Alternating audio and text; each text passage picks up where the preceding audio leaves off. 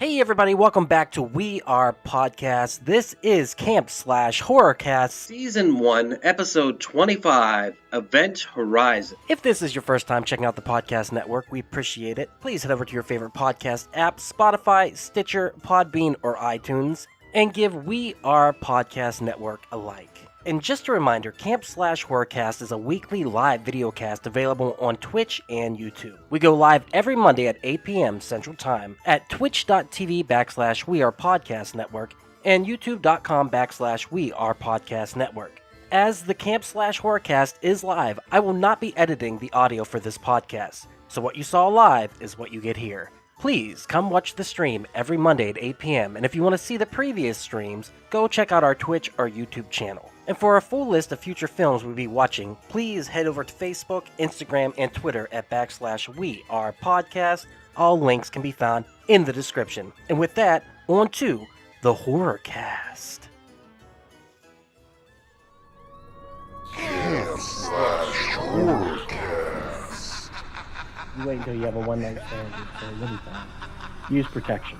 You said pay for a one-night stand or have a one-night stand? Either way. Okay. No Either judgment. way. We don't judge in this. Yeah, thing. no judge. No Listen, we'll gladly. We may go not down to judge, but we are definitely live, gentlemen. All right. We'll gladly go down to Harry Hines. Hey, everybody. Welcome to Camp Slash Horrorcast. We talk horror movies from the past every Monday at 8 p.m. live on Twitch. My name is Duck. I am here with my other camp counselors. We have David. Hell is just a word. The reality is much worse. Jessup. David, how are you doing today, sir?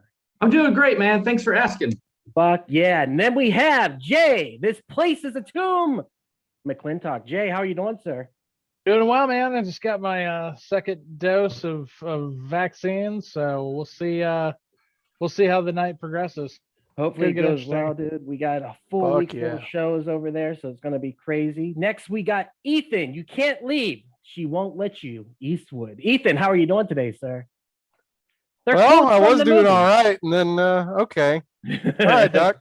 And then you had to watch. Then you had to watch this movie. The Hell one. Yeah, okay, I see how it is. Hey, listen. Okay. We also got Austin. Where we're going, we won't need eyes to see. McDonald's. Austin, how are you, sir? I'm good. I'm real good.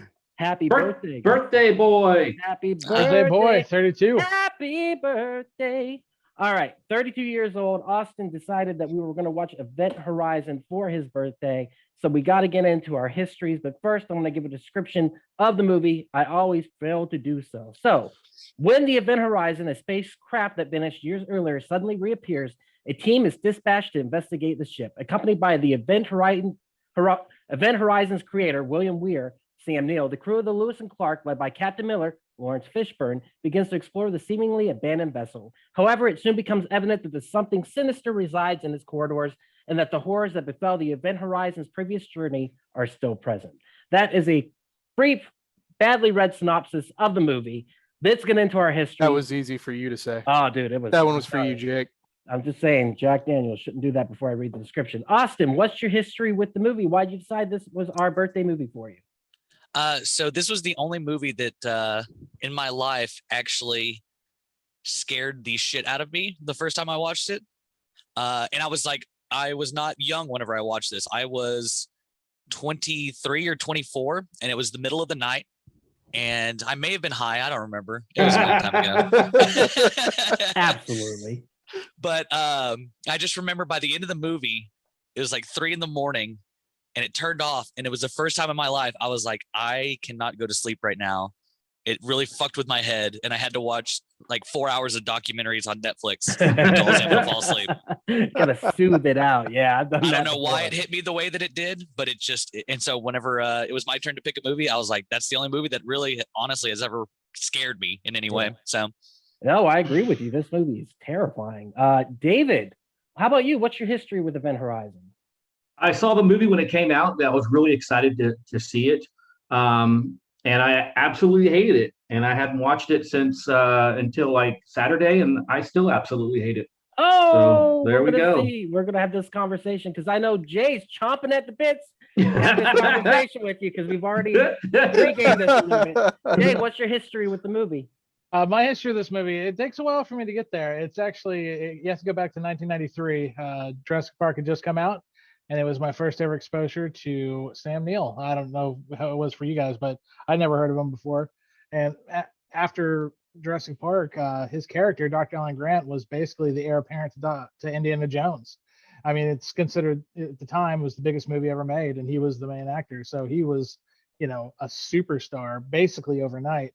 And then a couple years later on HBO, they had a series of different, franchises they would play as they are wont to do. And on this occasion, they had all 4 of the Omen movies. And yes, the Omen movies, in case anyone doesn't know, they're all about the Antichrist. The Antichrist has a name, and his name is Damien Thorn. And in the 3rd movie, it's called The Final Conflict. And in this one, Damien Thorn is in his, early 30s. He is the head of a huge corporation who has sights of becoming the president. What does that sound like? I don't know. I'll let you discuss amongst yourselves. However, he was played in this movie by Sam Neill, and that movie had come out 12 years before Jurassic Park, and I was like, well, this guy has some range. And then it was even more ironic that like a month later In the Mouth of Madness came out, and I was like, okay, Sam Neill, you're crazy, man. If you're in it, I'm gonna fuck with it.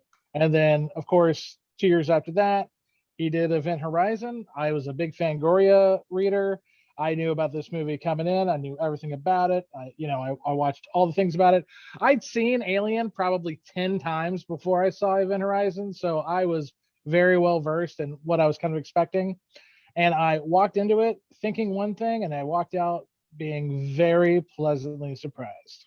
And I'll leave it at that for now. Right on. Yeah, I would say my history with this movie, I was terrified of horror movies when I was younger, even into my teen years. It wasn't until I was 16, 17 when I watched Night of the Living Dead finally that opened the floodgates and horror became my thing and just whatever I could take in. But Event Horizon was the one movie that I remember to this day terrifying me. And it was the imagery that stuck with me. I didn't remember much about the movie. Watching it today, couldn't have told you anything storyline wise.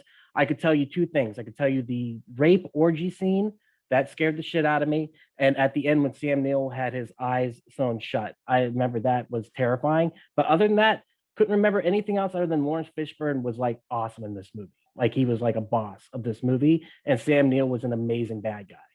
But rewatching it today, for me, it really stood the test of time. Maybe a little bit of my fear from my childhood came creeping back in, but it totally worked for me despite the bad CGI, which we'll get into. But yeah, I definitely enjoyed it, and we will talk more about that in a second. Ethan, do you have any history with the movie?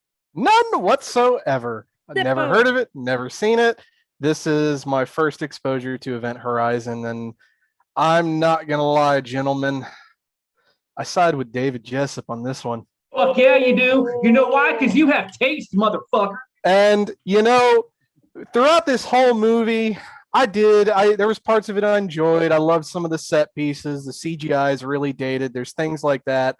But there's so many fucking plot holes in this movie and dumb things, especially done at the end. The end is way too hasty. And I would just like to kind of show you one of these. Duck, if you would, I made a little something that y'all might enjoy this. Duck, if you would, please. It's going to play this clip twice. First time, it's the regular clip. See if you can spot what I'm talking about here. If I can get it to run, Jesus. Second time. And just so you know, I did not get with Ethan and plan this attack out. Okay, guys? So just so you know, I wasn't texting Ethan behind your back, and I was like, listen, man, I am the only one here. Help me. I need you to side with me. I will buy you a hooker if you just side with me. And a good one, too. Not Harry Hines. We're talking like Ross Avenue Uptown hooker. Okay. Oh, shit. So keep in mind, this is going to play the clip twice. So one time, and then we can pause it after that, see if you caught it. If not, the next time it'll show you. Right. So gotcha. This may be loud.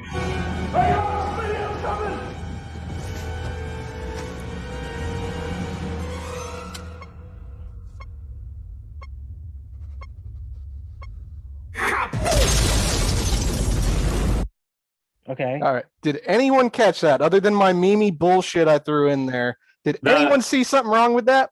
the seconds are off? No. Okay, go ahead and go through, Duck. All right. 5, 4, 3. What is that? Disarm. It's not arm. Oh, disarm. There's literally a fucking button there. He could have hit it.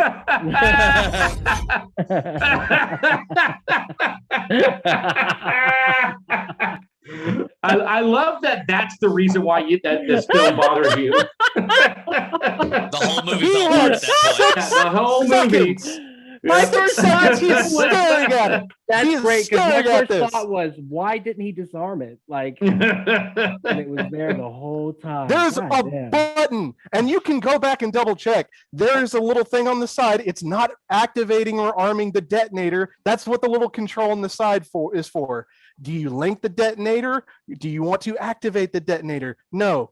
This is to arm and de-arm the bomb. He would have had to just, and he would have been fine. This is what happens when a person who plays way too much Call of Duty watches a horror movie.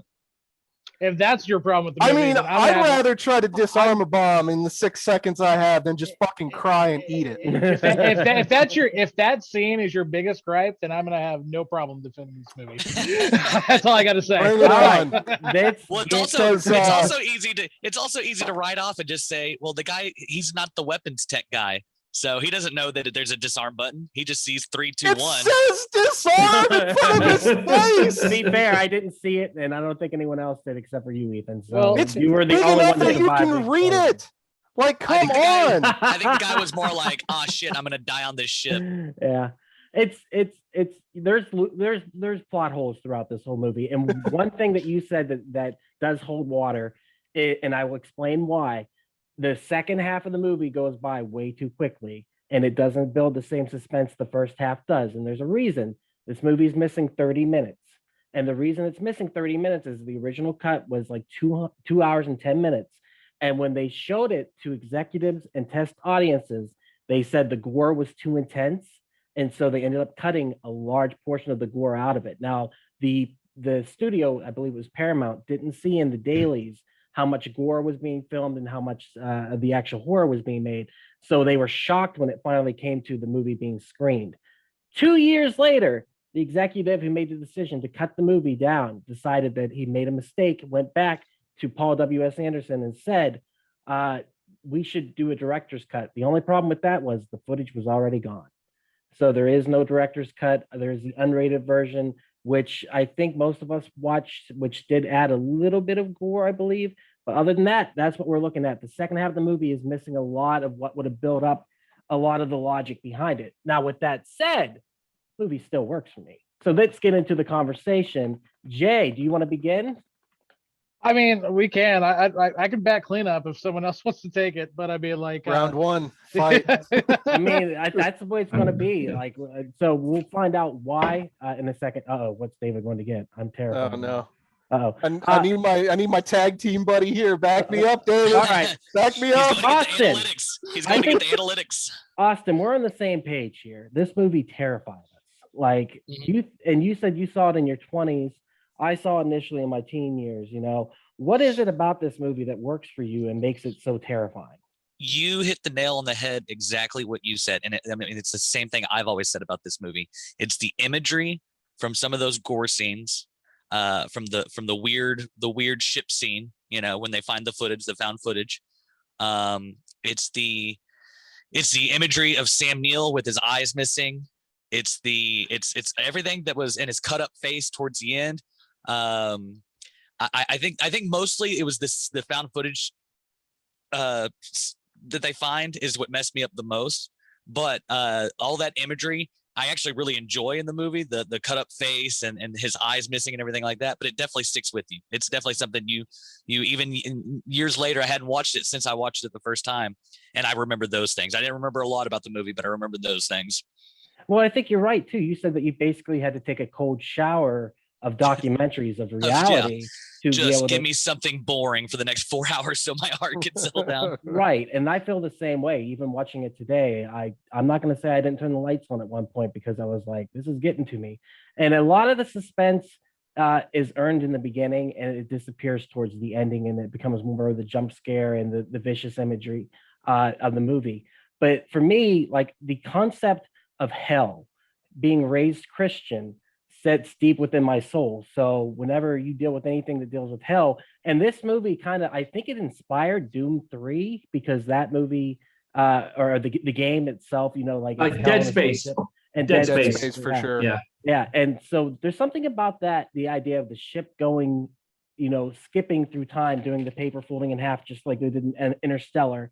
And yeah, that trope that has been done in so many movies now. Right, the black hole idea of like we can bend this time and space, and the idea that it traveled somewhere else, somewhere evil. And well, and so I wanted to pick this movie because I love sci-fi movies, and I'm not a big horror movie guy. So I thought this was the perfect movie to bring over here. And what I love about it is I love a lot of the sci-fi in it. I love the idea that this ship travels to another dimension, and that dimension is a chaos dimension, and it comes back, and when it comes back, the ship itself almost has like a soul, or like an evil incarnation of a soul or something, where it's changed in that universe, and it comes back and it's a whole new entity, you know. So I love that sci-fi element of it. I love a lot of the sci-fi, and I actually think a lot of the effects in this movie hold up pretty well. I love the gravity core center. I think that's a cool looking shot when it's just spinning the whole time. I was impressed. I think a lot of the water CGI they used was kind of bad, but water CGI only in the last few years has actually become manageable for studios to do. So the fact that they took a risk and it looked okay, I think is a huge achievement back in '97. Oh yeah, and some of the CGI is bad. And the reason why is the effects house they went with was not a top tier effects house. This movie was on a budget of I think 60 million, and they used a large portion of it for one of the explosions. So a lot of the effects that are done were very low budget. Now in 1997, you might get away with that, but now like they don't hold up, especially the floating objects and stuff like that. It looks terrible, but it does set the atmosphere for what's going on, and you feel like you're in space the whole time. Like you never question it. Like this feels like a space movie. And I love the ship too. I love the like grunginess of the ship, and like the set pieces are really good. And I think somebody said that earlier. Yeah, the set pieces are amazing in it. Yeah, definitely feels lived in. And then when you get to the actual Event Horizon, it almost has like a monastery type feel, like a church, I should say. It was based on the cathedral in France. Okay, so it was. Yeah. Okay. Very gothic Yeah, look. it was. And if you notice too, towards the end, a couple of the rooms are shaped like coffins. Oh, I didn't even notice that. Yeah, that's absolutely. The doorways are shaped like coffins. I noticed. Yeah, go on. Sorry. I was going to say on the wall, the window itself, the big window at the end is an inverted cross. You know what I mean?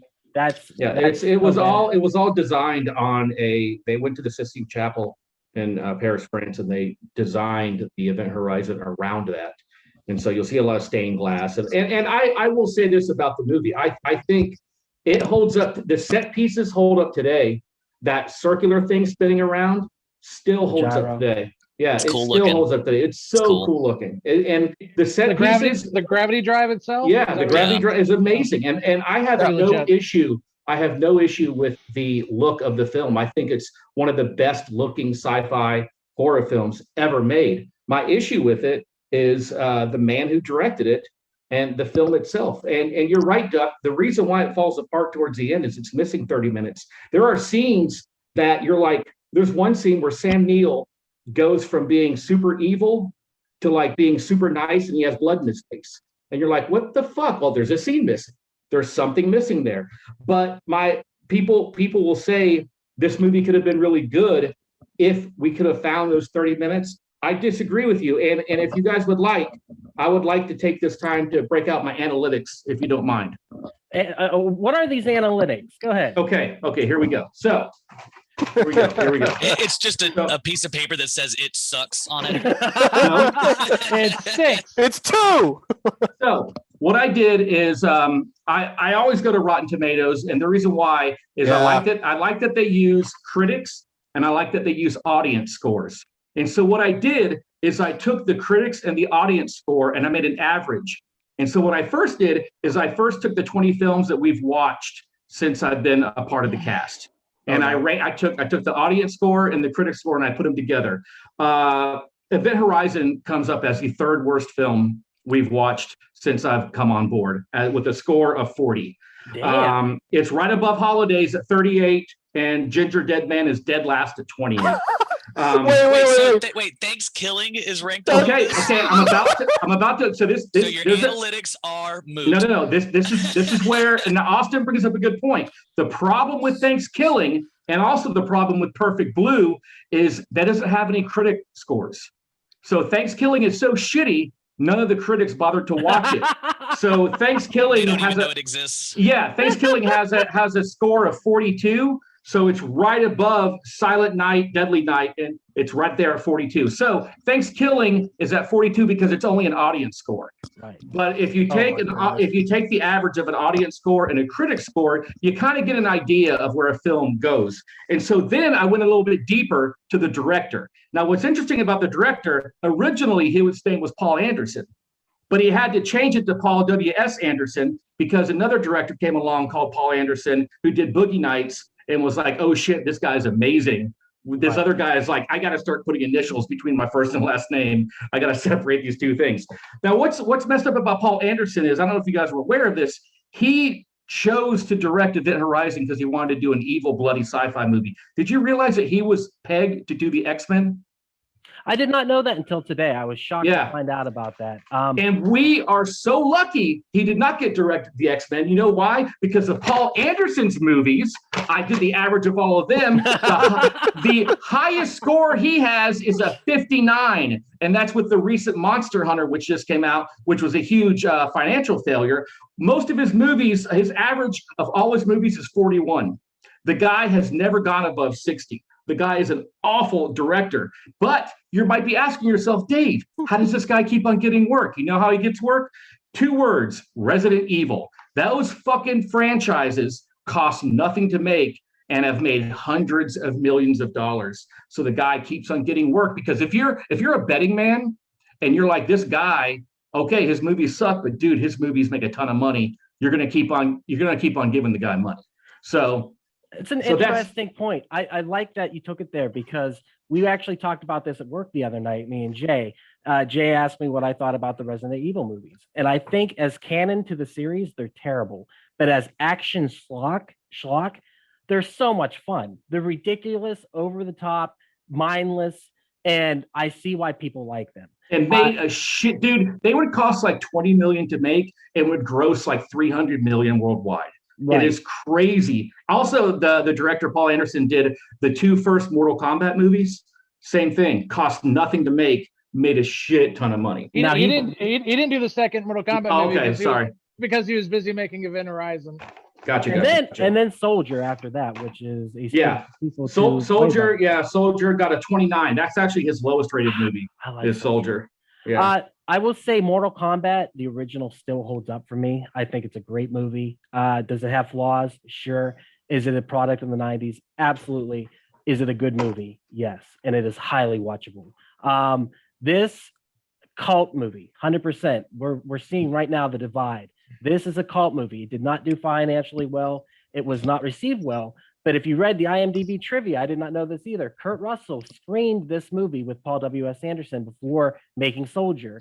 And he said, don't worry about what's happening now. In 15 years, you're going to be super happy you made this movie, because it's a cult movie. And I think that's the way the nostalgia plays on it. Like me and Austin were saying, and even Jay, Jay's going to back up. Jay's got some points in this movie that are absolutely killer. Especially, do you want to get into them, Jay? You said you wanted to play kind of defense on this. Okay. Well, first of all, I would like to strike the record everything David said, because every movie, and this is the biggest reason. This is the biggest reason why. David, I want you to strike every ounce of information you have after 1998. You cannot condemn a man for his early works based on his later works. Okay. Would you agree with that? I would totally agree with that. That's what I'm saying. You brought a very enthusiastic, charismatic, condemnation of this. Yeah, but a lot of it comes way after the fact. So let's talk about a few of the things about this movie it was compared in a lot of ways in 1997 to David's favorite movie. Yep. Alien. Well, it's because Jay has several scenes that are completely ripped off from Alien. I didn't notice that until... David, I couldn't agree with you more on so many levels. and I'll maybe not the way you want me to. Homage, is that the word? You are right that Alien did so much before Event Horizon did. So much. As a matter of fact, Alien managed to rip off way more movies than even Event Horizon can even hope to, but it did it 20 years earlier, so we give it a pass. Dan O'Bannon, the acclaimed writer of Alien, is famously quoted as saying that he did not steal the idea for Alien from anyone. He stole it from everyone. Well, hold on. Okay. Yes, you're right. You got your list. And the difference between your list and my list is my list of movies that Alien ripped off, they all came before 1979. So we're gonna start right off at the top with 2001: A Space Odyssey. Okay. A movie that basically showed how realistic life could be in space. So we could talk about that. That's just a little one. Mm-hmm. Ooh, Invasion of the Body Snatchers, 1978. Now this one was only a year before Alien, but it was still before. This was Donald Sutherland. It's definitely talking about the chilling story of humanity losing a very small silent war against a cunning invader. Let's go. War of the Worlds. But I mean, every sci-fi movie borrowed from War of the Worlds, so we'll give them all a pass on that. The Andromeda Strain. That's one that also talked about. It's got that very much mankind against something new, which the Alien definitely was. It from outer space. Well, I'm getting there. Don't worry. I got this, buddy. The Thing from Another World. Obviously, definitely. The Thing. Yeah, and so when people say The Thing from '82 is a ripoff of Alien, they need to shut their fucking mouth too, because they're both taken from The Thing from Outer Space. Now let's go to the more outright ripoffs. Okay. Now, I gave you the appetizers. Now it's time for the entree. Okay. Forbidden Planet literally has the robotic character playing an important role, and the menace itself is born from human error. And here's the three that were obviously, to some people, Alien can literally be considered a remake of It, the Terror from Beyond Space. Yes. Almost to a T. Yes. This one I only seen recently, but holy shit. Almost shot for shot a couple places. Planet of the Vampires. Oh my God. That scene where they go to that other, and it has the mist and everything, and then the skeleton remains. Total almost shot for shot with the space jockey.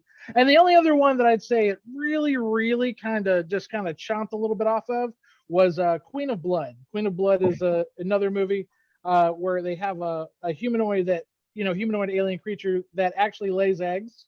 Okay. And also Planet of the Vampires, the only other thing is that the aliens actually take over the bodies. Kind of similar, but here's where that's the only times it rips it off. This is where this is where Dan O'Bannon does an amazing job. Dan O'Bannon, helped on Star Wars, so he helped create that what we call future aesthetic. And that future aesthetic we see in Alien, Star Wars, because he worked on Star Wars too. Another movie that you could say inspired Alien, which is Dark Star, which is a movie he did with John Carpenter. John Carpenter, yeah. Yeah, it was phenomenal. And then of course, I think we give Alien a big old pass for a couple of reasons. H.R. Giger. And it's a really well-directed movie. Yeah. By a very accomplished director named Ridley Scott. Yeah. Now, even in their own careers, I would say that Paul W.S. Anderson was, I guess, kind of similar in age, close to age to Ridley Scott, comparatively between his movies. But this is literally like you'd call it like his sophomore project, at least when it comes to big mainstream blockbuster. It's second, yeah. But it was Ridley Scott's second big movie too. No, I agree. I totally agree. But my thing is, I think that you're looking at two different directors that were meant to do two different things. Okay. I think Paul W.S. Anderson, he's kind of like the AC/DC of directors. All of his movies have a very similar sound, but he's never trying to be something he's not. He never has been. And so I think with this movie, he wanted to create a movie that mixed Christine with The Haunting, with Hellraiser, with Alien, with Shining. Well, he'd even tell you it's more The Haunting than Shining. With just a sprinkle of Stargate with the fucking black hole portal. But actually, if you want to talk about that actually comes from the movie The Black Hole. That's a Disney movie where they actually do go through a black hole, and it is determined that based on who you are, Depends on where you go. You remember that one, of course, right, David? Dude, I have Maximilian. That's what I'm saying. Like their depiction of hell, they actually Yeah. show you hell in that one. Yeah. So that's what I'm saying. Like he took a bunch of different movies, he put them in a mixing bowl, and it was a very ambitious project.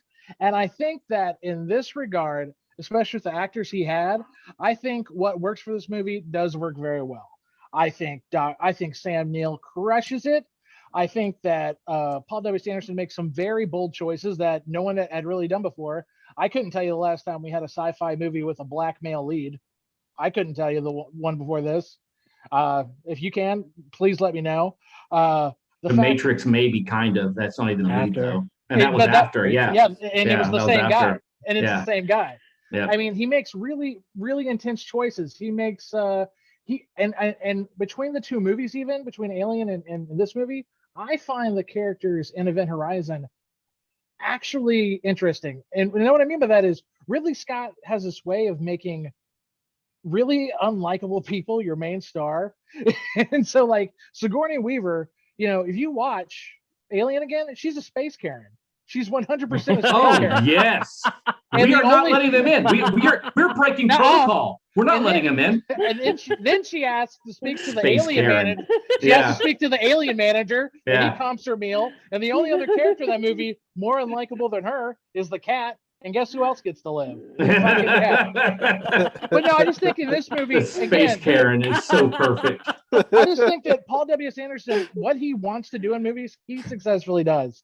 And I think in this movie, he does introduce a lot of explosions. He does bring out this idea of hell in space. I had never seen a movie that did hell just so vibrantly, at least in a space setting, than this one. It was very fresh, but at the same time, yeah, I think at the time it missed a little bit of a mark. I think it was a movie just plagued with some really bad timing. And it probably could have used a better director, but I'm glad this movie was made. I really am glad this movie was made. Well, I will say this about it, and I think it is a shame that we don't have the longer version, because I know I shit on him because I do think he's an awful director, but I think he's a good video game director. You know, he's probably the best video game director that we have. He's definitely better than Uwe Boll. Oh, Jesus. Don't fucking mention that guy. We need to watch one of his movies. Oh, 100%. my God. 100%. And, you know, it is a shame because I think video games have a lot to say. I think BioShock would be an amazing movie. I know another person in this chat is for that. Dude, they have fucked up video game movies for so long, and BioShock is just another tick on that. I mean, there was a BioShock movie in the works for the longest time. The guy that directed the Pirates, the guy that directed Pirates of the Caribbean was supposed to do it, but they wouldn't let him do R. They wouldn't let him do R rating, and then they also cut his budget. And he said, no, if we can't get an R rating, and if I can't get enough money to make this, then it's not going to be worth me doing. And they just Can y'all think of any video game movie ever made where the fans were actually happy besides Mortal Kombat? Mortal Sonic the Kombat? Hedgehog. Oh, other than Mortal. Oh, I love the Sonic the Hedgehog movie. Oh yeah, people love it. Everything I wanted it to be and more. However, the Sonic the Hedgehog had been made into like 8 or 9 different TV shows before it became a movie. So I don't think it technically counts. I think Jay's also talking about like adult themed video game movies. I know. I know what he's talking about. You know, like what Doom and stuff like that. And it's a shame because Quake would be an amazing movie. You know, that's such a cool idea. Dead Space, holy shit. Dead Space. Much as I hated Here's my Halo. opinion on making some of these games that we're talking about movies is they're already pretty cinematic as it is. Yes. And I don't think they're worth making into movies because what you're already experiencing is a movie in itself. It's just it's a more playable version. It's more interactive. But I mean, BioShock that is known for its story. And I think if you just try to make it into a movie, all you can do is ruin it. Yeah. It exists perfectly in the medium that it is. But what you can do is you can tell stories that are adjacent to that and kind of explore the universe more. That's what I want to see. That would be cool. Yes. There's a really badass web series that Halo did for the release of Halo 4, and it kind of explored this whole I think it was like a military academy that comes under attack when the aliens invade Reach, or one of the planets Red in that. Blue? Motherfucker, no, Forward Unto Dawn. It was live action. They actually had actors not fucking animations, and it was great. There was story, there was heart, there was something else at the at it, and then you get a little bit of fan service at the end with some really cool fights and stuff like that.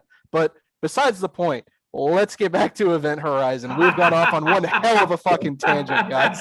No, it was a wonderful tangent, and it actually played in because the director himself has done so many video game movies. You have to discuss that because because obviously he's a fan of video games. Does he view films like he views video games? Does he want to have that absolutely that same kinetic energy that a video game has? Do we see that throughout his films?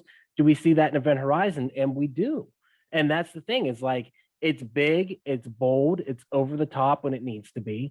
But the characters, and Jay said this earlier, and I don't know if I agree or disagree with this, because I think Alien does spice up its characters, and at the end of it, Space Karen is the main one.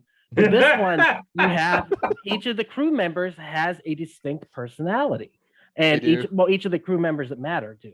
And that's the thing I like about this movie. Which crew members don't matter in it? Evidently, there's 18 to Baby 21, but like, oh yeah. I don't know. Even him though, I liked. Like everyone had like their role in this movie. They were clearly defined. Were they in depth? No, they were caricatures. You know, they're stereotypes, but at the same time, they're good. Yeah, I've heard one story. This is something like I heard that Cooper, played by Richard T. Jones, I heard in that 30 minutes that there was actually a love story between him and the new Ripley. Yeah, the new Ripley. Yeah. I love that actress, man. She was amazing in Nip Tuck. Oh yeah. She's really, really good. Beautiful. I like the entire cast of this movie. I think they all do a really solid job. I like Cooper's character a lot. The guy Smith, the guy who blows up, that's the first angry shaved head white guy I've liked in a movie ever, where I was like, I'm like, I like this dude. This dude gets it. Yeah, he didn't want to go in it.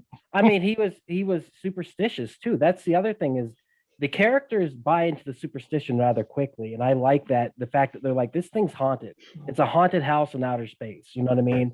Like there's something not good going on here, and I absolutely love that they were willing to be superstitious. And even though they're like, what are you talking about? There's got to be in that 30 minutes more build up to everything. And Sam Neill's character, I guess that's an homage to Alien. He's kind of like the what were the robots? Ash. Yeah. I think you said that to me the other day, Jay, that he was kind of a surrogate for Ash in a lot of ways. Well, yeah. Go ahead, David. I was just going to say, because the ship is kind of like the xenomorph, and Ash wanted to keep the xenomorph alive. And Sam Neill. Oh, by the way, Jay, did you ever see Dead Calm? One of Sam Neill's first movies. I saw it later on, the one with him and Billy Zane and Nicole Kidman. Yeah. Yes, so good. Also, Sam Neill in Hunt for Red October. Amazing job. Oh, yeah, he's such a good actor. Anyway, can I? So I was praising the set design, which I think is amazing. I do have one issue with the set design. I wanted to see if you guys have the same feeling. The chair that the captain sat I hate it. Hate that chair. Everything about it, dude. The whole time I was watching it, I was like, I hate this fucking chair. Of all the things, the fucking chair. Oh, dude. The rest of the movie, great. That chair drove me insane. There was something you're nitpicking when Ethan's calling you out for nitpicking. But the chair is so odd looking because it takes not Samuel Jackson. Sorry. I'm sorry. Wow. I know. Wow. So racist. Damn. Cancel me now. Lawrence Fishburne. It reminds me of Spear. It's fine. It takes Lawrence Fishburne's legs and it squishes them together, and then the chair is like wobbling the entire time as he's like going around for no reason. He's just like spinning around. Are we in the place now? Okay. Come on, guys. We gotta get up there. Listen, I'm with him on this 100%. That chair drove me absolutely insane until the end. When Sam Neill is sitting in the chair, Bill Pullman, I'll give him another name too. Bill Pullman is almost cast as that character, actually. But yeah, he's sitting in the chair, and it kind of does like, it zooms in on him, or he's like sitting there. Like I was like, all right, that chair works for me. But otherwise, that chair it's so weird drove me nuts. I was like, every scene with it in it, I was like, get rid of this fucking. I thought that the chair design was basically a hey mom. Hello. Oh, you boys and your silly movies. It's a podcast where we're talking about chair design. All she's hearing is me. So like she literally Upholstery thinks I'm podcast. going I love that upholstery absolutely podcast insane. you do. The chair in this movie, I felt like it was heavily inspired by Flight of the Navigator, Disney classic. That also had a very cool looking chair design. And I was like, oh, that reminded me of that. It was fun. Like I told you, this movie is almost like Ready Player One, and the fact that you can just see so many different things that Paul W.S. Anderson, but he's not like trying to rip everybody off. I don't think he's actually, trying to be malicious or anything. I think it's he's probably more just stuff he likes. Yeah. Cool. And listen, there is a fine line between paying homage and ripping off. And it's you can go back and forth. It's all in the eye of the beholder, honestly. Like I just read through you an entire thing that a ton of Alien fans would never even know that inspired Alien. The rule is if you like it, it's not a ripoff. If you don't like it, you're ripping it off. It's all the eye of the beholder. I remember seeing Alien as a kid, watching it at my mom's house, and then years later on like Saturday afternoon, I saw It from Outer Space, and I was like, motherfucker, they ripped this movie off. It's because it is almost. I mean, it's really the same movie. No, it's basically. I'll put it this way: like I will put. It's a remake. I'll put Alien up there with The Fly '86. Yeah. Like just two of the greatest remakes and definitive versions of their respective films ever made. Yep, I totally agree with you on that.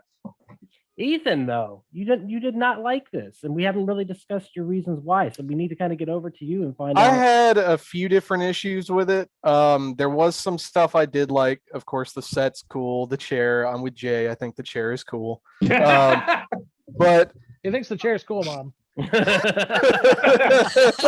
boys in your podcast. I think the thing that really made tell about my chair. Tell them about my chair. My chair has a zebra design. Maybe this was just a recording. I make your mom sound like an old Jewish lady from like Brooklyn. I'm sorry. Oh no! You insulted him so much he froze. No. All right, good. The COVID vaccine kicked in.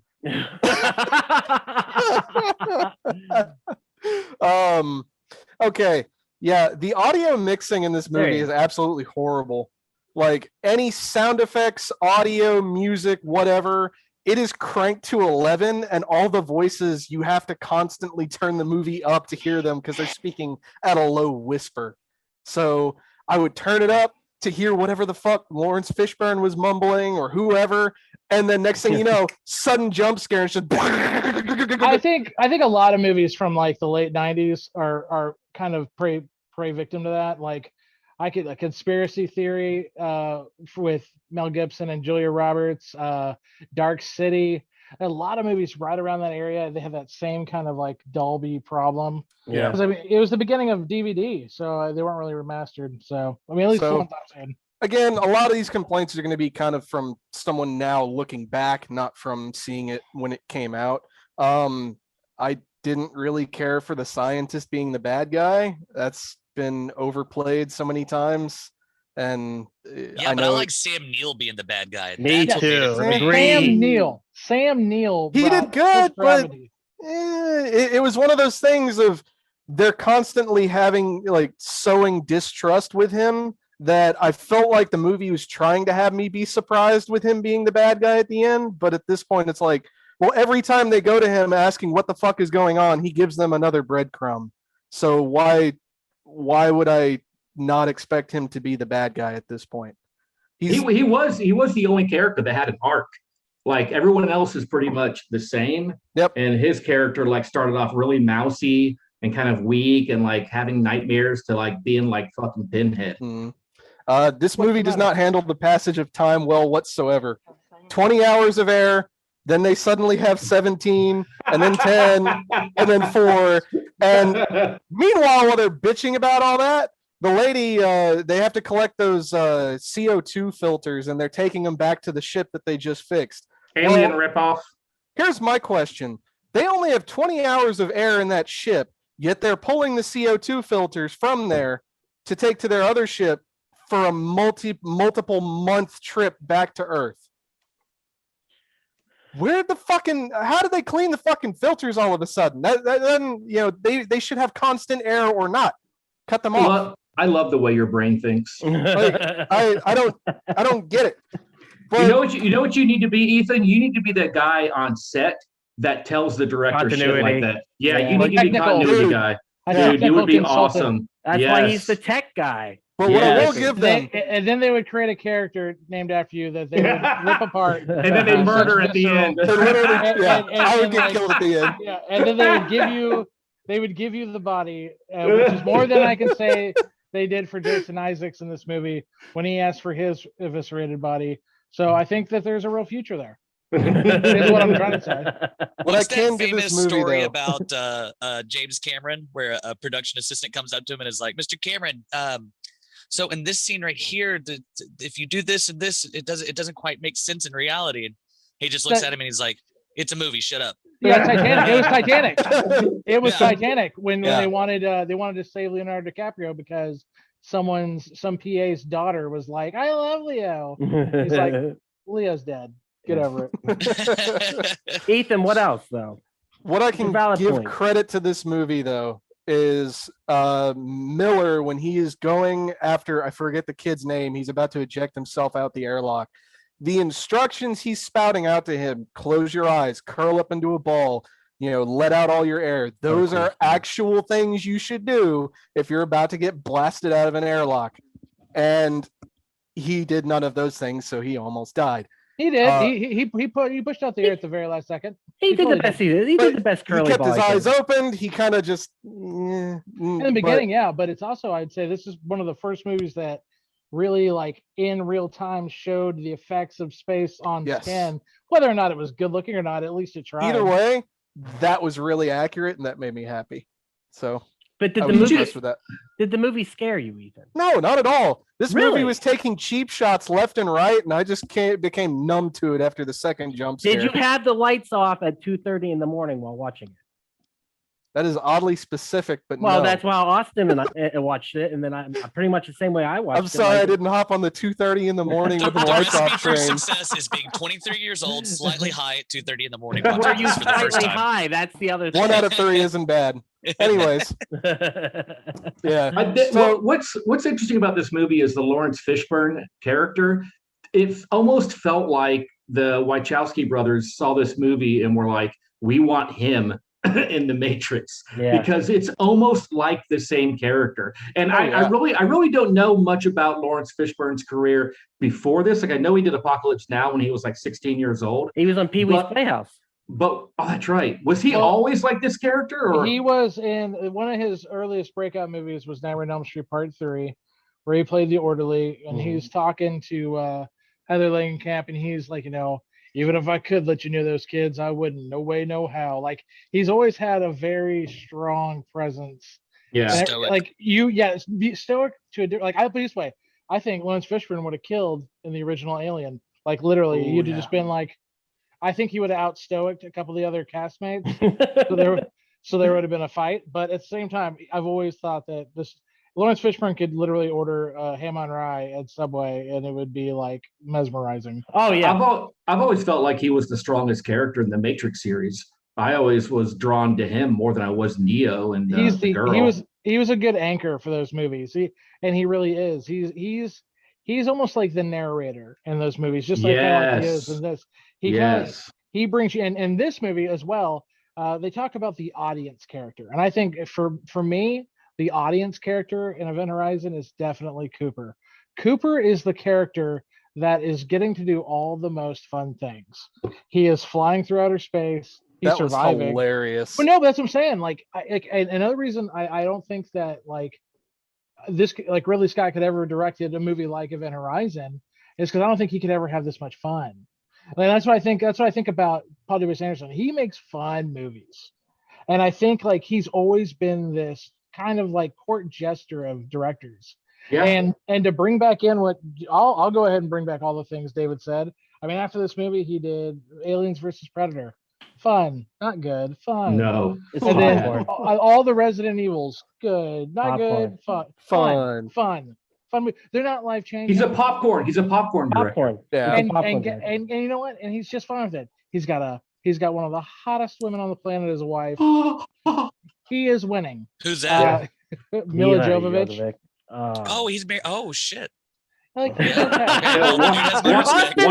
guy's winning always. She's in all the Resident Evil movies. You can never say a bad word about this guy again. Constantly winning. And if he wants everything to be okay, it'll stay that way. And Jay, and coming back to what I was saying before, most of his movies make a shit ton of money. He's had a few duds. This is one of his duds, but yeah, for the most part, yeah. Monster Hunter could have. It came during a terrible time in our That's society. bad timing. Death Race. I loved his take on Death Race. I thought it was Jason Statham driving. You can't really go wrong with that. I never saw Shopping, and it is his very first movie. Yeah, it's his first movie. Yep. But this and that, yeah, I was totally fine with it. Totally just, hey, let's do it.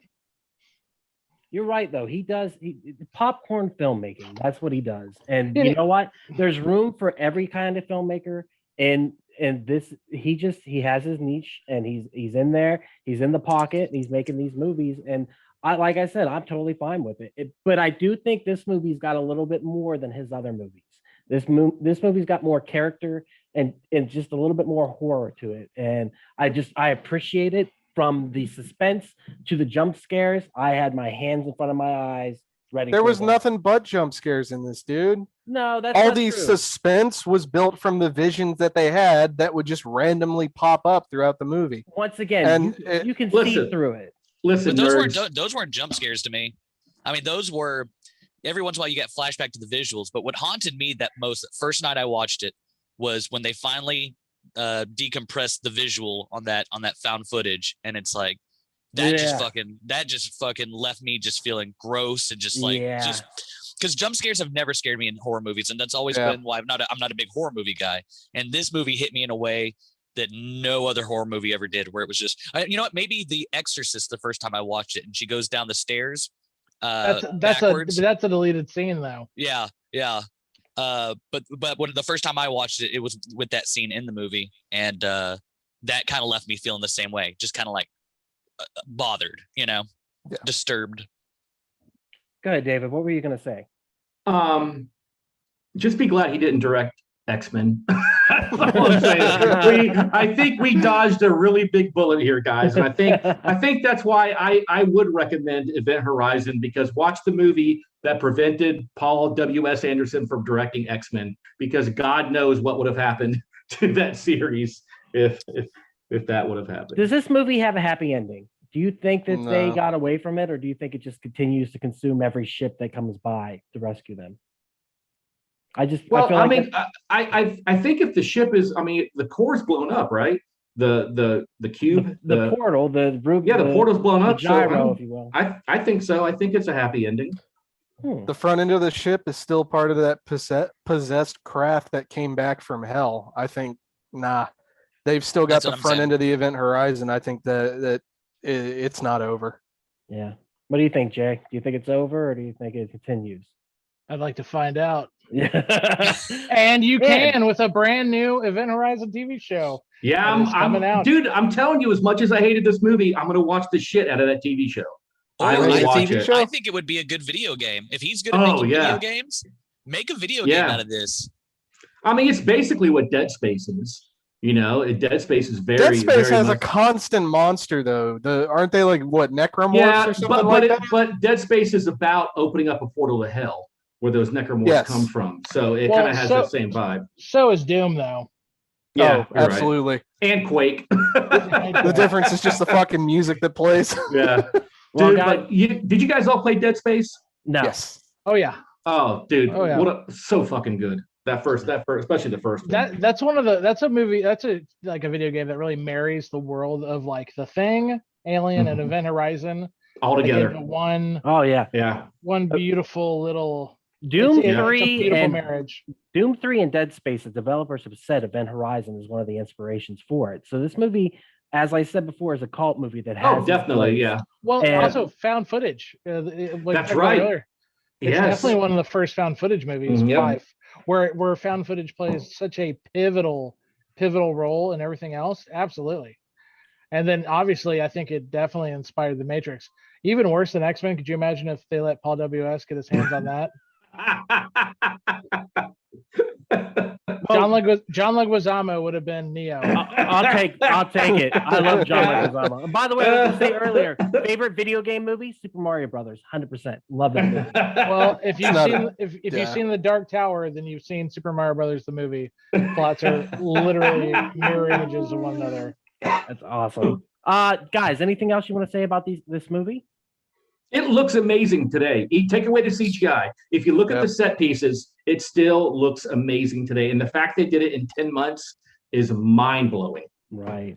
I think it has a lot of really good dialogue in it.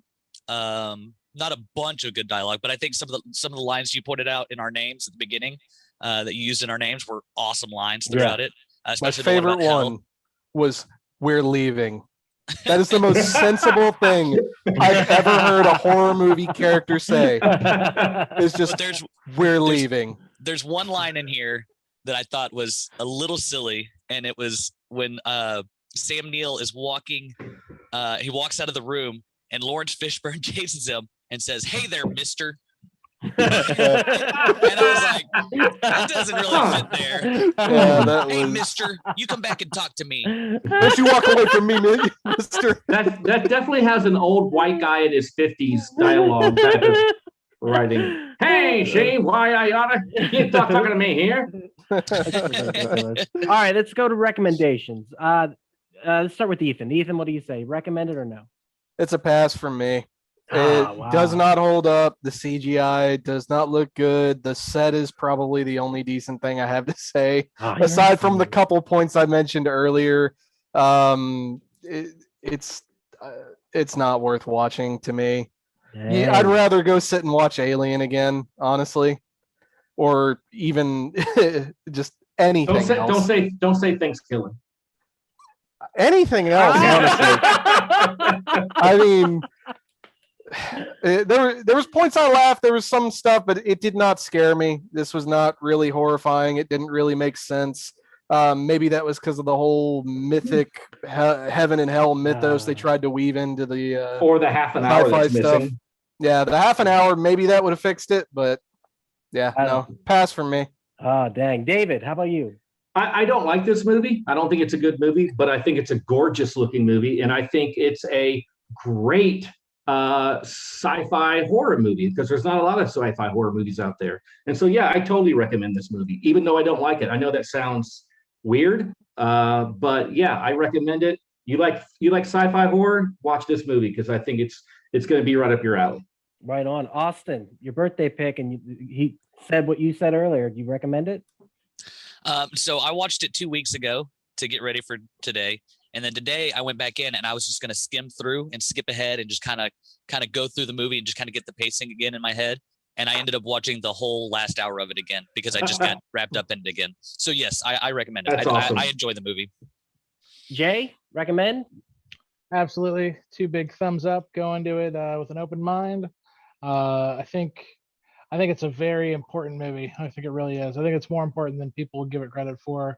In the pantheon of, obviously I think it's obviously one of the best sci-fi horror movies, and it's just so batshit that you've got to give yourself at least one watch through. And I'm going to say recommend 100%. What we didn't talk about was everybody owned this on DVD. Everybody had a copy of this movie. It was such a cult. That's why it has a cult following, because it was one of the first DVDs to ever come out that people could afford. And so every household I ever went to as a child had a copy of Event Horizon. And it was their like one adult film, and then they had all their Disney movies. So I don't know if you guys remember that. Also, if you need to buy a copy of it, you can find it at any thrift store, because they made 80 billion copies of this movie. And David, you thrift like I thrift. You probably see Event Horizon every time you go through the DVD, don't you? Yes. And you know what? It's also a great movie when you're having your friends over and you're smoking pot and you're having a party. It's a great background movie because it looks great. I love the fact that also it's one of the first films to really delve into the techno music of the time. It had that killer song by Prodigy at the end, which was just a great techno song. Yeah, man, it's a great, like, get stoner, put it on the background looking thing. Again, I don't like it. I don't think it's a good movie. But I would definitely agree with Jay. I do think it's one of the most influential movies. I mean, when you influence a huge video game, when you influence Doom, when you influence Dead Space, that is very influential. That's a huge deal, man. Yeah. I think it's easy for a lot of people to look at a movie they don't like and still recognize, like, you know what, that has a place with audiences out there. I see why people like that, but like, not my thing. Yeah. Well, I mean, it's like we were talking about him as a director. He has a place. He has a place. He's not the Paul Anderson that's directing Boogie Nights and getting Academy Awards. But you know what? There's people out there who fucking hate Paul Anderson movies. They can't stand, There Will Be Blood, but they'll watch the Resident Evil. Honestly, I had no idea there were that many Resident Evil movies starring Mila Jovovich. Holy crap, dude. Yeah. And they have made like close to $1 billion. It's crazy how much money they've made. So, hey, props to him, man. Props to him. 100%. Hey everyone, it's just Duck jumping in here real quick to say thank you so much for checking out the podcast today. If you're enjoying it, head over to your favorite podcast app, Spotify, Stitcher, Podbean, or iTunes, and give We Are Podcast Network a like. And just so you know, the next section of the podcast will be clips from the movie, so you can find replays of the live video stream at twitch.tv/We Are Podcast Network and youtube.com/We Are Podcast Network. Once again, all links can be found in the description. Come check out our live stream every Monday at 8 p.m. And for a full list of future films, check out our social media. You can find us at Facebook, Instagram, and Twitter at /We Are Podcast. And with that, back to the Horrorcast. All right, boys, let's get the clips. Let's do it. Let me know if everyone can see that. Yep. We just have clips of Jolie Richardson and just look into her eyes. I mean, we can if you want to go back to the movie.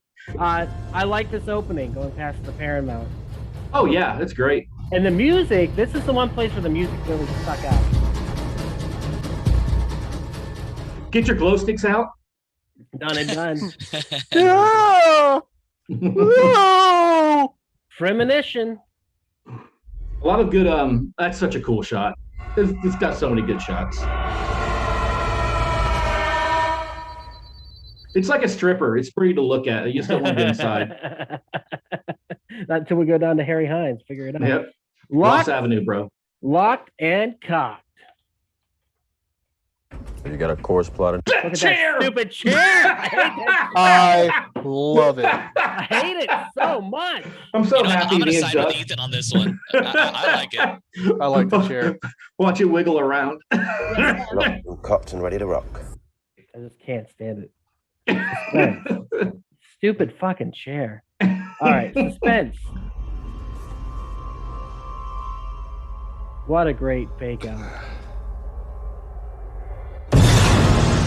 I'm waiting. Don't like it.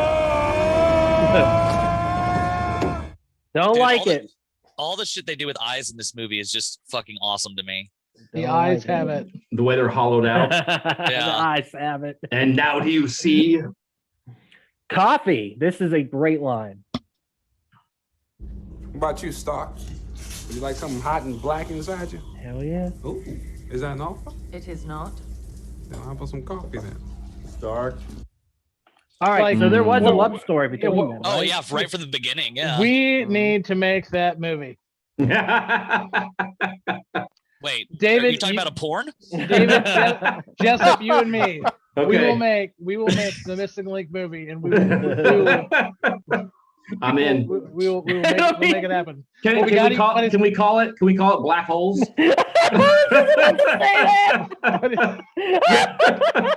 But we've got to get Richard T. Jones and Jolie Richardson. Yes, reprise the roles. Absolutely. Yeah, we'll get some de-aging technology. I'm sure Ethan has some AI he can use. Oh yeah, let me just got some deep the fake. mainframe. Yeah. Oh my god. I'm so happy you made the joke because I was about to. Black holes. Imagine for a minute that this piece of paper, Excuse me. That's Vanessa and that's mine. attractive piece of paper, represents space-time, and you want to get from point A here to point B there. I do love how in the future in both Alien and this movie that Paper. everyone fucking smokes.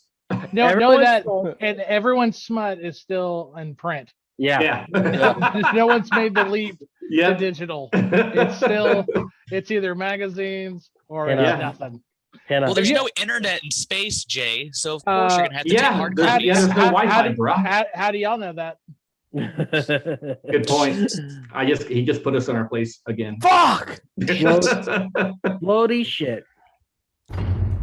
It looks so bad. That CGI is not holding up. It's the giant nut. That's the part, the bolt there. that really throws it all away. Were you guys talking about black holes? Because this right here doesn't look bad. See, I almost think like what I would expect is this is one of those movies you wear the cheap red and blue 3D glasses with, and that's why there was so much pandering 3D shit. 3D was long since dead before it came out. The thing is about you got to remember back in 1997 when CG came out, everyone had hard-ons for it. And everyone was like rushing to use it any way they could. And what movie made everyone get a super hard on for it? Jurassic Park. Yep. Well, and we wouldn't have the effects studios that we do today if it weren't for these guys just trial and erroring it. Pushing. Yeah, somebody has got to fail to make all these amazing works of art. I mean, I think you have to watch a movie like this when it comes with the CGI. You have to watch it through the filter of this was 1997, and it looked amazing in 1997. Well, I mean, it's even some of the same. I appreciate the. I'm sorry, Ethan, I didn't mean to cut you off. off. I appreciate the CGI because I'm like, you know what? It doesn't look the best, but I'm like, I recognize like what the painstaking process they had to go through to make that, and I actually like it makes me appreciate the movie more. Right. Like, I can look at Alien. Sorry, and I can say. How bad the suit Hat looked. painting? No, the suit. Yeah. Oh, the alien suit. Okay. Yeah, but like but that movie came out, 2 years before I was born, and clearly it got better and better and better as the series went on. It's that you kind of have to just kind of give movies a little bit of a break. That's Ethan's the same thing. Ethan, this movie came out 2 years before you were born. Go ahead and say what you're going to say. Ethan, do it. So this even leans into son of a bitch. This even leans into some of the stuff today, like the de-aging technology you supposedly think I have. A lot of that stemmed from Tron Legacy, for example, used that on Jeff Bridges, and it wasn't perfect. It was decent, but now you can get it pretty close to where you can recreate Carrie Fisher in some of the Star Wars movies or other things that they're going to go on and pretty much revive these now long since past actors to reprise these roles. And honestly, Luke Skywalker and Mandalorian. Absolutely. Speaking of X-Men, they did the facial stuff in X-Men 3, X3 with Patrick Stewart and Ian McKellen. That's like one of the earliest de-aging. That's right. And then a year before they did it on Revenge of the Sith with Grand Moff Tarkin. Yeah. So people got to fail before it actually takes form. In Revenge of the Sith? That's like one of the biggest Easter eggs at the end of Revenge of the Sith is you see Grand Moff Tarkin on the bridge of the Death Star. Really? Yep. I don't remember that. Oh. Well, gotta go rewatch the whole prequels. No, you don't, Austin. Don't. On to the meat grinder. You don't have to do that. Good guys don't do a lot of women winning in the prequels. Meat grinder. Did you hear how that made the actors like dizzy? Yes, it's a carnival ride. Yeah, that's a trip right there. But like that, literally, like I guess Lawrence Fishburne tried to run through the tunnel at the end of the movie, and he literally fell over. They couldn't get the shot because it was just disorienting. Yeah, you have to run through it. If you ran through it like with your eyes closed, you would have been fine. Why didn't they listen to me? Like a meat grinder. Exactly. Corpsicle. That's the name of my new improv troupe. Hell yeah. Looks like it was caused by, I don't know, an animal or something. Look at the damage to the soft tissue. Yeah. Massive abrasions. Corpsicle. No! I like that. That was cool. That was an actual very smart choice. One of the smartest choices Paul W.S. Anderson made is that the anti-gravity stuff was really expensive to do. So he goes, magnetic boots. And he fixed like so much of the movie with that one little choice. It was one of his smarter ones. Did you guys hear the thing where they had a disgruntled special effects person on board, and he put a Barbie doll inside of that corpsicle? He got fired. No. And the first shot they did it, and the Barbie doll falls out, and they're like, "God damn it!" They had to redo the whole thing. That's freaking awesome. That's how you quit. I'm calling bullshit on this. On the chair. Fuck that chair. Take the Lewis and Clark 1,000 years to reach our nearest star. But the Event Horizon could be there in a day. If it worked. You can come down. It's perfectly safe. Yeah, it's not. The place is made out of fucking spikes. Call 'em bullshit. It's pretty dangerous looking. Yeah. Green crawlway. That's cool looking. It is badass. It was kind of cool, but I was a little confused. It's like, oh, okay, they just surrounded him by like every fucking computer board they could find. Okay. I love that shot because it's like a reverse Jaws shot. Yes. Whereas in Jaws, there's bringing in the camera while zooming out. That one, to make that hallway, just give it that length. Yeah, they pull out while zooming in, and it's a great effect. Let's check it out. Oh, that's so creepy. And then when the lights start going out, coming towards them. Good stuff. Be with me. Forever. Fuck that. Get out, bro. We're leaving. A man on fire. This is not good CG, but I thought it was cool the way he comes up out of the water.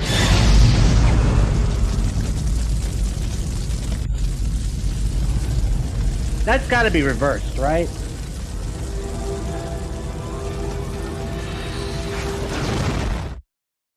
I mean, they would have had to have lit him on fire and then lowered him down. So yeah. That's the Burning Man, and that's one of their more intense effects they did for the entire movie. He's actually like probably 4 or 5 different effects put into one. He's definitely one of their more ambitious ones. I like that backstory too, where he lost one crew member, he's not going to lose another. I thought that was great. And then he loses everyone, including himself. I mean, but no, 2 survived. 3. Justin survived. 3. Yeah, 3. Yeah. So, baby bear. And I'm sure a really what shitty. What the fuck was up with that? Mama bear, baby bear. I'm sure a really shitty. Let me guess, the 30-minute cutscene. I'm sure like an annoying monkey mascot that PETA wouldn't let them use survived too. Airlock. Here we go. Tell them to open the door. They can't do that, Justin. I don't want to die in here. You're not gonna die. I want you to die listen in very here. carefully, and I'm gonna get you out of there. That looks badass. Oh my god. It's You know who he kind of looks like? Do you remember something about Mary, the guy that was in like the British guy, guy? Yes. I swore I thought that's who it was. He's actually a big comedian. The British guy, right? Yeah. Yeah, really funny. Lee something. Yep, very funny. Jack Noseworthy was in the MTV Classic, Dead at 21, and of course Idle Hands. Yep. We're definitely watching Idle Hands. We're definitely watching that. my eyes. Don't think about him. Shut him. That's cool. Do it. No. Simple effect, but it works. Just face them downwards and have them do that. But it might have been CGI a little bit too, but it was kind of cool. Go ahead. And again, I thought that was his eyes the first time I watched it. Yeah, it's definitely fucked up. What were you saying, Ethan? There's some truth to that. Like that would kind of vaguely be what it'd be like if that. Again, the realism there is more or less on point in my eyes. So I appreciated that. Hey, here's Ethan's favorite scene. A bomb. Yay! Technically, we've already seen it, so we don't need to see it again. But it's right there. You're so right. He's staring at it. That could have been a pretty big end joke too. Yeah, what if that's not a continuity error? That was just like a joke that an Easter egg they put in. They're like, some nerd's gonna pick this apart 24 years from now. Or another disgruntled employee who was like, I'm gonna put detonate on here. I'll ruin the whole movie. Yep. Ruin the shot. This is the explosion that took up a huge portion of the budget. It's a good explosion. Damn good explosion. It is a good one. I like there that goes Cooper. explosion. Even though they're in the fucking atmosphere of Neptune, he somehow gets blasted all the way up to fucking space. You can also see wires in that last shot if you try hard enough. This grossed me out. It's just gross.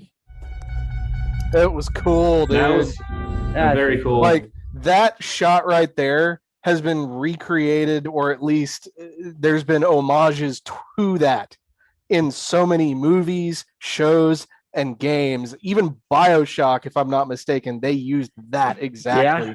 Chest open, hung up, just it's so cool. Did you hear the original? The way they originally shot it was he had his entrails still connected, and he was like moving around, and Lawrence Fishburne shot him in the head with that nail gun to put him out of his injury. That would have been cool. Oh, shit. I mean, that would have been horrible, but it would have been really cool. Also, Paul W. Sanderson thinks that the body looked realistic enough, so he actually used Jason Isaac for the reflection part of that. They actually gutted him on set. It was 20. Get out of the way, Daniel Day-Lewis. It was 9 hours of reconstructive surgery. It was another disgruntled special effects employee. That's how he got Harry Potter. That's how he got to be in that classic franchise. Wake up! That fucking chair. Actually, now it looks cool. I think it's a different chair, guys. It is a different. It's in a different room. So yeah. That's why the chair looks cool now. We won't need eyes to see. Where we're going, we don't need eyes to see. You know, the more I'm watching these clips, maybe I need to go back and just watch this again because I am enjoying this. Yeah. So I don't know movie. why, as a whole, it just didn't work for me. Ethan, I don't know what it is, man, but there's something about Event Horizon. My entire life, it is one of the most polarizing movies that I've ever come across. Like, there are tons of Davids out there. There really are. There could be only one. There's tons. I mean, like, it's really true. I will Highlander the shit out of them. Ooh, that'd be awesome. Yeah, no, it's Immortal Karens. It's a cult classic. The blood scene. Fuck me. Stop!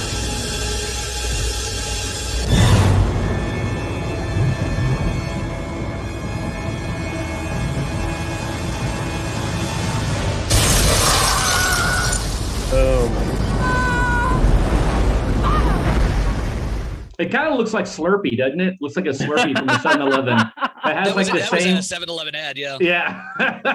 Said that was the worst ad tie-in ever.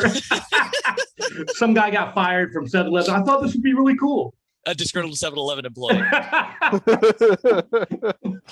Wasn't me. No, you're not Edmund Court. I watched him die.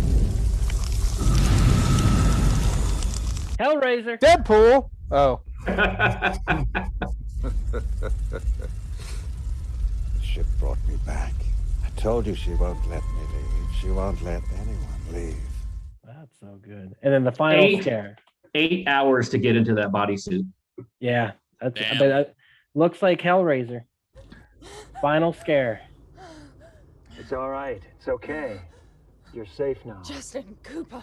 They're fine. They're fine. They're with us. They're with us. Get her. There it is. That's our clips, boys. So yeah, I like that Ethan has kind of been turned around on this. Oh, we're stop share. There we go. I mean, then again, the clips, it's all the best parts of the movie, so maybe that's why, but I don't know. I think I'm going to need to go back and watch this one again to really make up my mind, but first watch through, nah. I'll stand by that.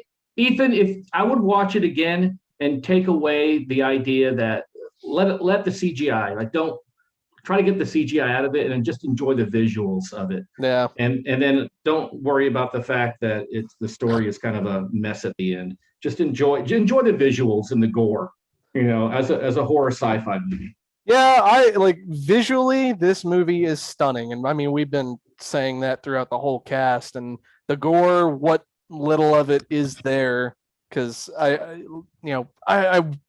wish we would have that last 30 minutes of it. Yes, because it just now you guys know something is missing. Did you guys know they hired the writer of Seven to come in and kind of punch up that hell scene?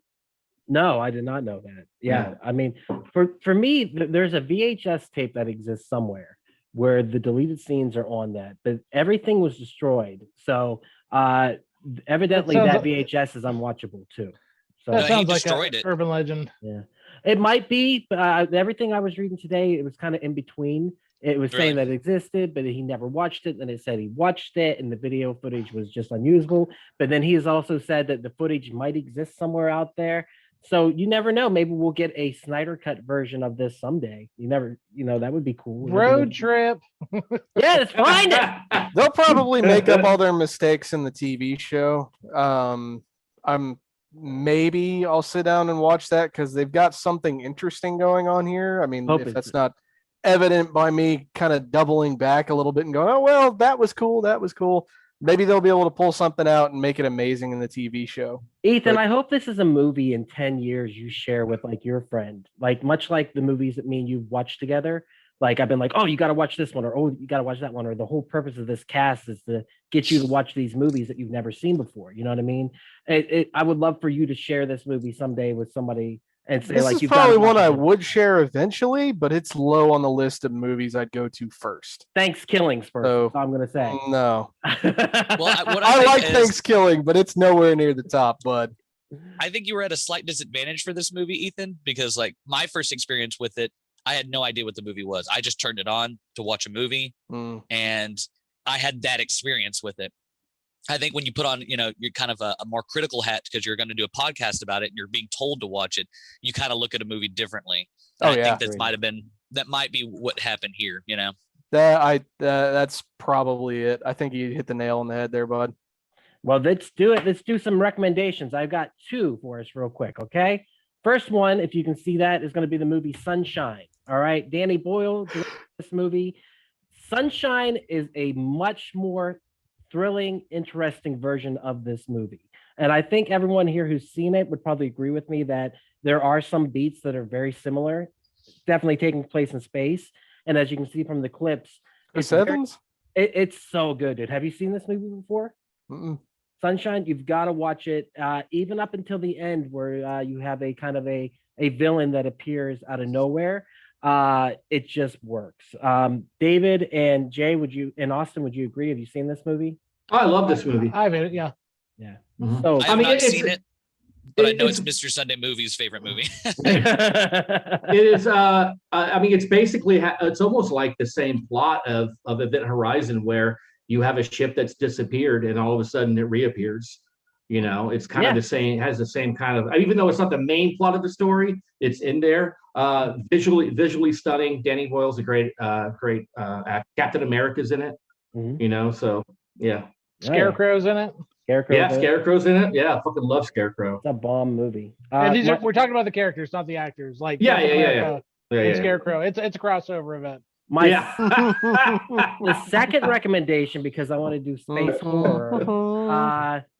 This movie, I think, hits both space and horror in a way that no other movie has ever done so. This movie is called Jason X, and it is motherfucker. Friday the 13th movie that is absolutely fucking worth your time. It is the final movie that has Kane Hodder as Jason, and it is so fucking good. It is pure schlock. It is so campy. It is so ridiculous. This looks like Ethan made the special effects on his PC.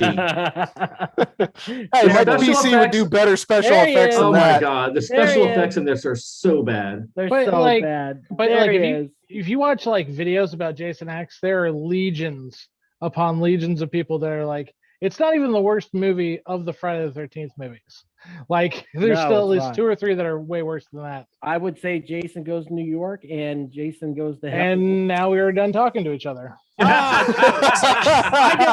I say I didn't like those movies? No, I love all Friday the 13th movies, just like I love all horror movies except for whatever one I didn't like so far, which I don't think there's been a single one. I'm going to go back in the 25 episodes we've now done, and we're going to We're gonna test that theory, Ducko. I didn't like Perfect Blue until we started talking about it, and then I was like, you know what? It was a damn good movie. And Jay and Javi turned me around on that one. So I love that movie. That was fun. That was really good. With that said, guys, David, where can they find you on the internet here?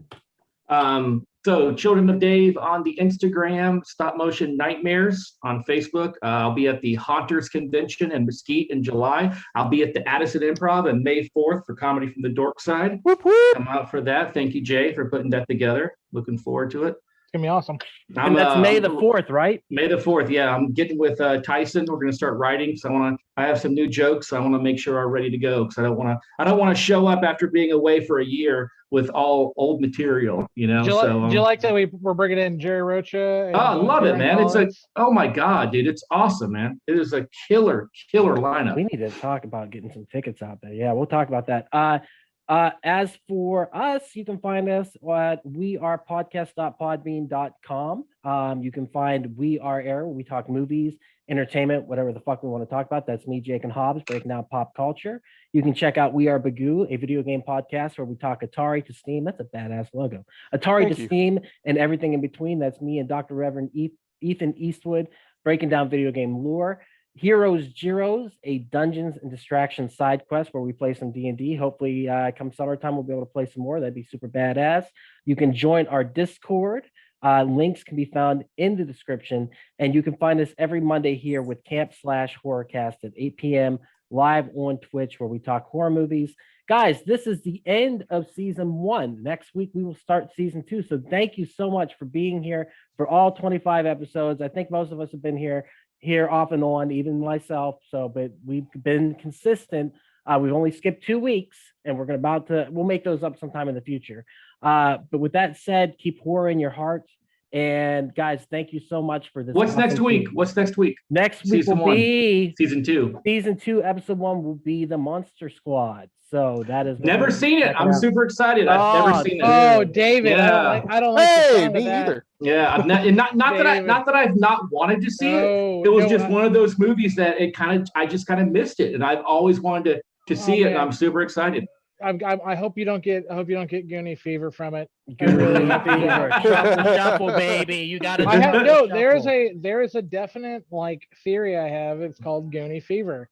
Goonies is one of those movies that if you see it past the age of 15 for the first time, the magic's gone. It's almost like it. It's almost like it in real life. Once you get it past a certain age, you can go back and watch it if you've already seen it and been like, yeah, but yeah. Oh man, I hope not. Ooh, I hope not too. I have a rebuttal to that, Jay, because you're right. The first time I watched Goonies, I tried watching it 8 years ago in my 20s. And I didn't enjoy it. I just couldn't get into it. But I did have a rewatch of it the other day with some friends, and I actually enjoyed the movie. It was really good. Interesting. Yeah. So I think maybe in your 20s you were like, oh, this is stupid, blah blah blah. But as you got older, you're like, oh, this is nostalgic. Oh, the fucking Goonies. Now you're like, oh, the fucking Goonies. Listen, David's going to love Monster Squad because it's got all the classic Universal monsters, so he's going to be there for it. It's going to rock. All right, guys, with that said, thank you so much again for doing the podcast for this entire season. Thank you for listening. With that, Ethan, please cut the feed. And there it is. Thank you again so much for checking out the podcast today. If you enjoyed it, head over to your favorite podcast app, Spotify, Stitcher, Podbean, and iTunes, and give We Are Podcast Network a like. And since this is Slash Horrorcast, if you want to check us out live, we will be on Twitch and YouTube every Monday at 8 p.m. Central Time. You can find us at twitch.tv/We Are Podcast Network and youtube.com/We Are Podcast Network. And if you've enjoyed this podcast, you're going to love the other podcasts here on the We Are Podcast Network. We have We Are Air, where we talk movies, entertainment, whatever the fuck we want to talk about. That's me, that's Jake, and that's Javi. We're breaking down that pop culture, and we're having so much fun. And don't forget to check out We Are Bagu, a video game podcast, where we talk Atari to Steam and everything in between. That's me and Dr. Ethan Eastwood breaking down all that video game lore. Heroes Gyros, a Dungeons and Distractions side quest. Me and the boys were playing some D&D. You can start that one from Season 1, Episode 1. It's a blast the whole way through. And I Hate Being Sober. Personal stories from epic people. I sit down with some of my favorite people of all time. We talk about their trials, their tribulations, and their journey this far. Also, check the links in the description for our social media. You can find us at Facebook, Instagram, and Twitter at /We Are Podcast Network. With that said, hopefully we see you in the live stream.